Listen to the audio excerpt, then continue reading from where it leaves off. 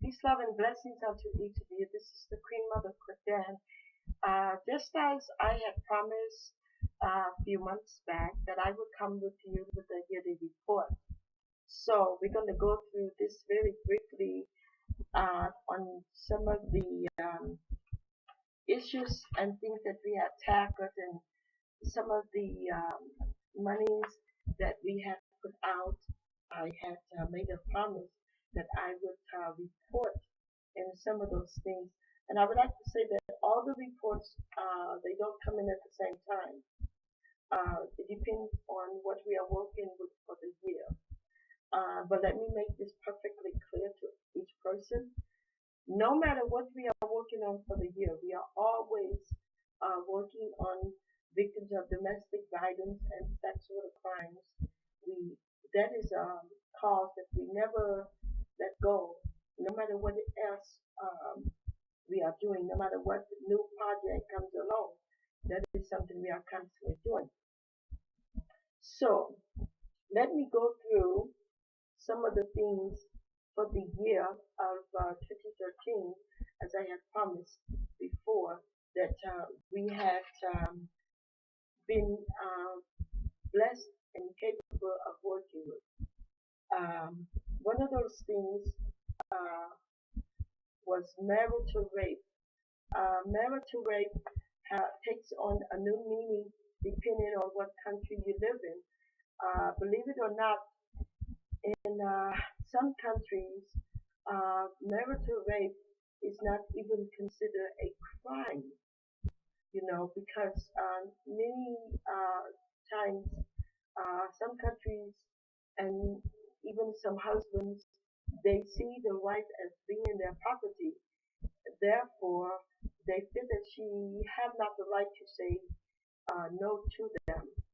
So therefore, when you deal with marital rape, it is a very touchy subject. Um, it always sparks controversies, arguing, debates, and disagreements back and forth. So that is one of the issues that we had on the books. We had it on the books many times before, but we really dealt with it strongly and heavily in the year 2013. Um, and what we found that even though some countries say that marital rape is against the law, and they say that marital rape is something that they do acknowledge as a crime, but we found that it was a crime that was not punishable. In other words, many countries say, oh, it is a crime um, to be married to a woman and she could be sick or she could be in the way of bearing a child or just we have seen women beat because they've had cancer, diabetes, or different diseases and could not no longer perform the sexual act with their husband. Many of these women that we have seen and taken care of was women that was beat brutally and abused because they could not perform as the husband wanted them to. And many of them was prosecuted in the court of law in some of these countries. But even though they was prosecuted, we found that they pretty much walked away with a slap on the wrist.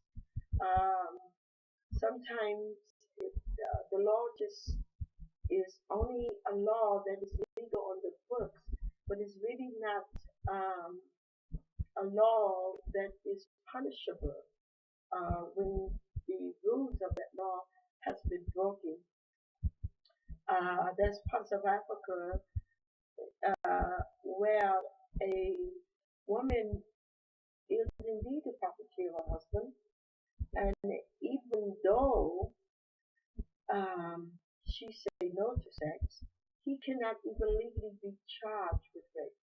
If he throws her down and binds her up and hits her and take it, um, she just have to take the abuse. In places like Ghana, not too long ago, Ghana has passed a law that it was against the law. Marital rape was illegal. But what we wanting to see is we wanting to not see the law just being on the books as being illegal, but we want to see the crime punished. We want to see um, it taken seriously. So with N.L.I.H.T International, those are some of the things that we have had to tackle with the year of 2013. And I am going to say this, that when you deal with things of this nature, you are dealing with things that cannot be brought to the public eye. Even the peoples cannot be dragged out into the public eye. This is not something you would deal with in the public domain. Many of these women are running for their lives, so they have to live pretty much a closed-in, secluded life um, until there is some kind of justice um, that can take place, and they feel safe and that they feel secure. Um, and moving right along, some of the other things that we have actually dealt with the people's abuse and why they abuse, which is very important because a lot of people don't understand why abuse is so bad. I have even had people to ask me why. Why would a person do that to another human being? And to answer you, abuse is all about gaining control and keeping control because some people don't know or understand the whole concept behind abuse. It is to gain control of another human being or of another person. And some people feel that they can control you with abuse. And it's not always hidden. To be abusive is not always slapping or kicking or stabbing or shooting someone. You can be very abusive with your words. Sometimes words hurt worse than big stuff do.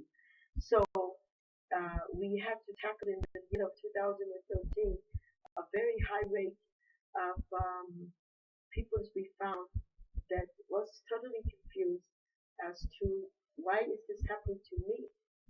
I've had that woman to say to me, is it something wrong with me? Do I have a sign on my forehead that says it's okay to slap or kick me? I have a woman that have asked me that, and once upon a time I lived in abuse.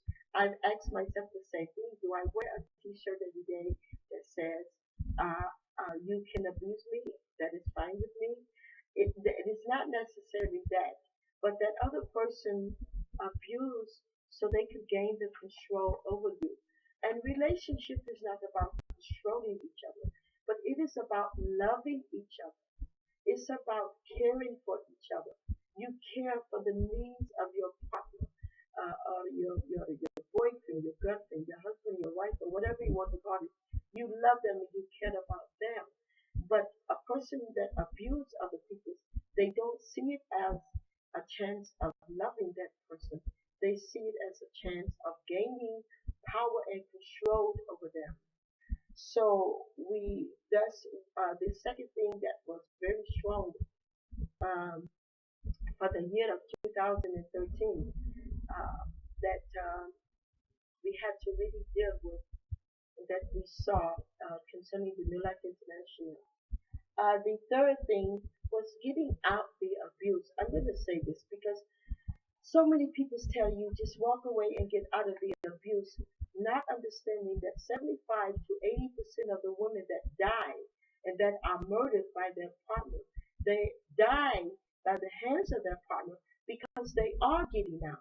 So it's not as easy as saying, pack your bags and get out.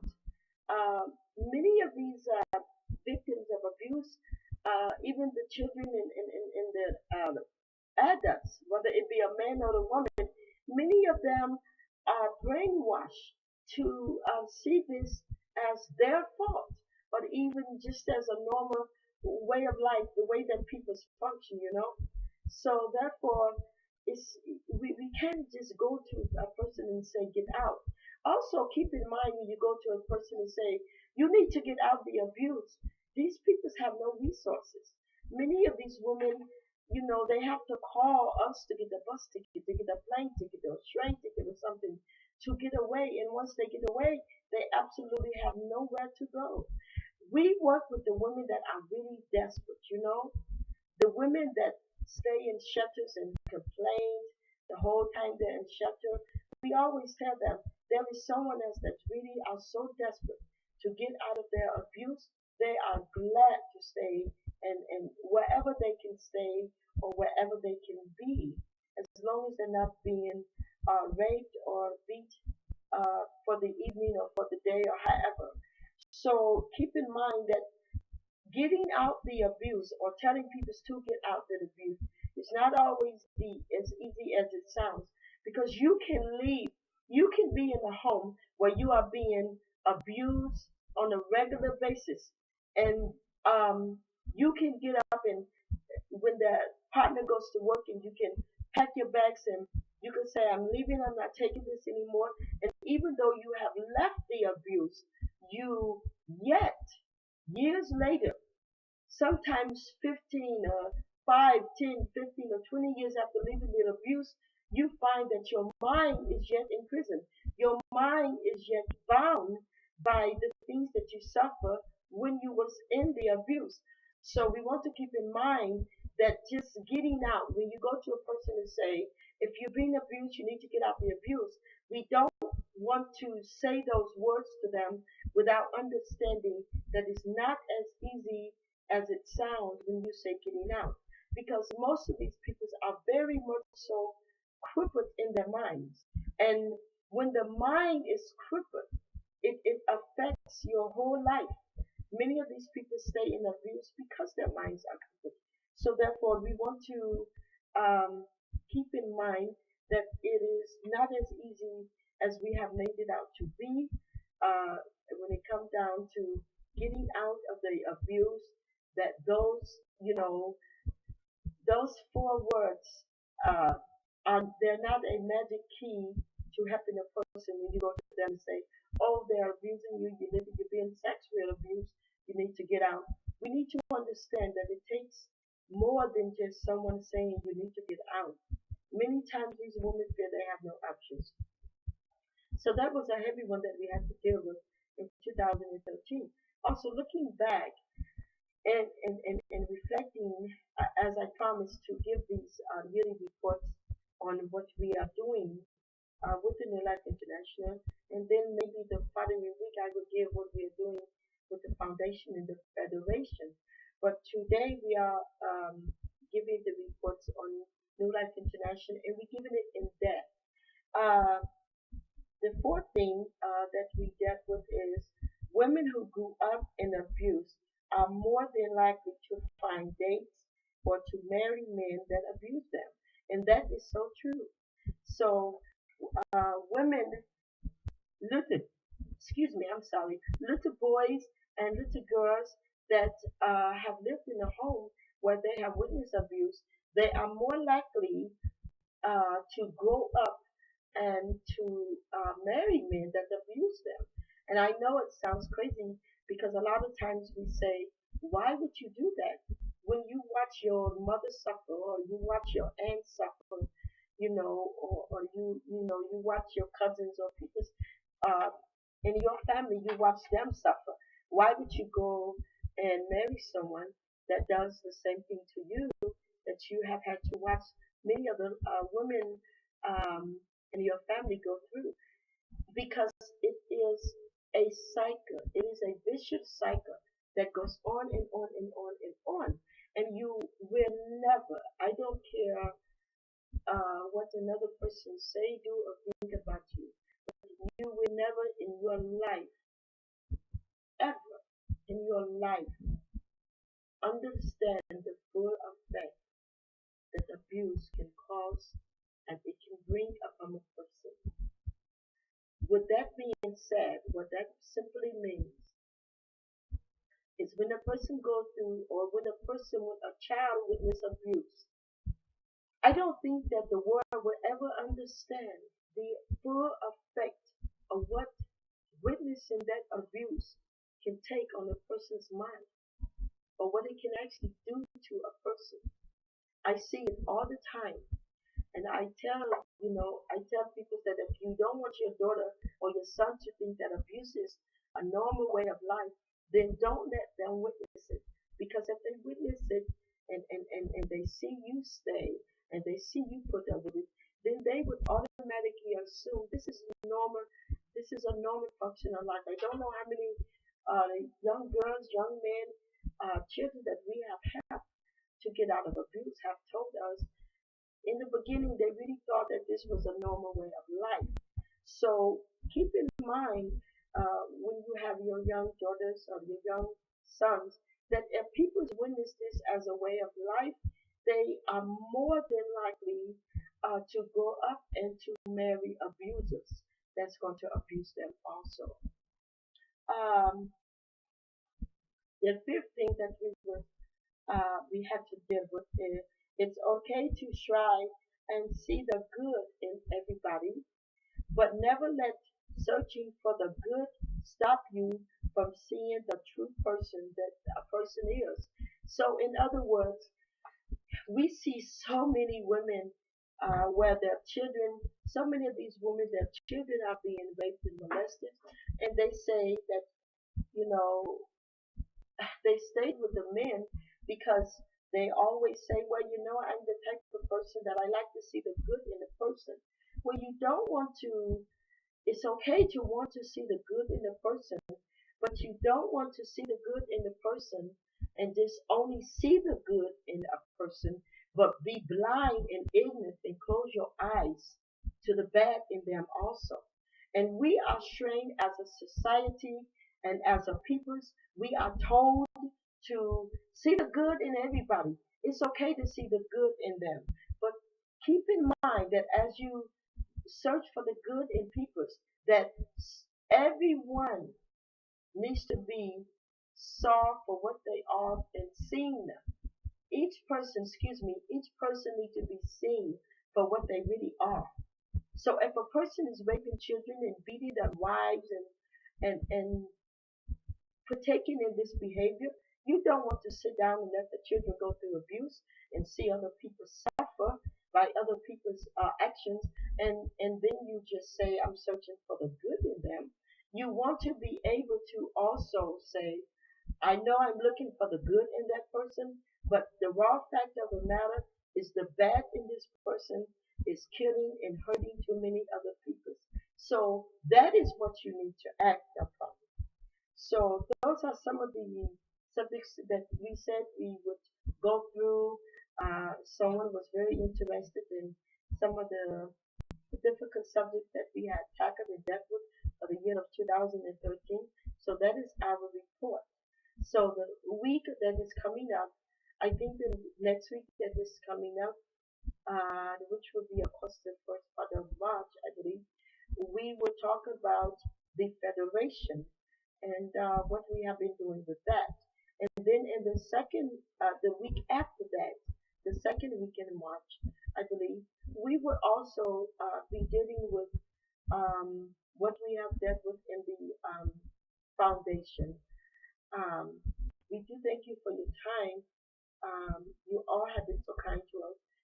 Please remember that New Life International Home Trust um, and the African Federation, the Bethlehem Fire, and the Bethlehem Fire Foundation, um, they are all under one umbrella, but yet they achieve different goals and they accomplish different things and they do different things. They don't all have the same programs um, inside of each other. So we do thank you for your time. Blessings unto each of you. Salam.